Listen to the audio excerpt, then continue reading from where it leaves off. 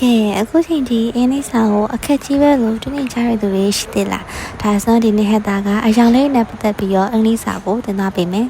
ထပ်မသောတစ်ခုကကြတော့ I'm so blue ပဲဖြစ်ပါတယ်ရှင် I'm so blue ဆိုတော့ငါကအပြာရောင်ကြီးလားအဲ့လိုမဟုတ်ဘူးเนาะ blue ဆိုတဲ့အပြာရောင်ကမျက်ရည်ကိုတင်စားခေါ်ဝေါ်ထားတာမလို့ I'm so blue ဆိုတာကကြတော့ I'm very sad ငါအရင်ဝမ်းနေနေပါတယ်ဆိုတာ ਨੇ အဓိပ္ပာယ်တူပဲဖြစ်ပါတယ်ရှင်အဲ့တော့ I'm so blue ဆိုတာက I'm so sad တူပါတယ်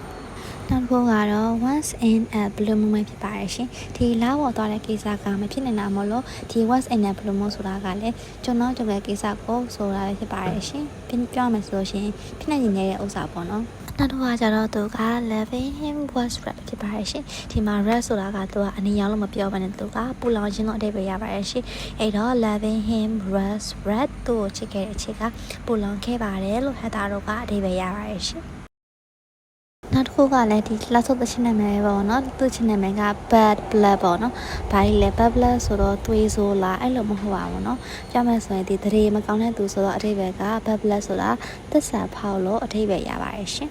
ကဲဒီအင်္ဂလိပ်စာဗီဒီယိုလေးကိုဆုံးဖြတ်ကြည့်ပြီးလို့ဟတ်တာကကျေးဇူးအများကြီးတင်ပါတယ်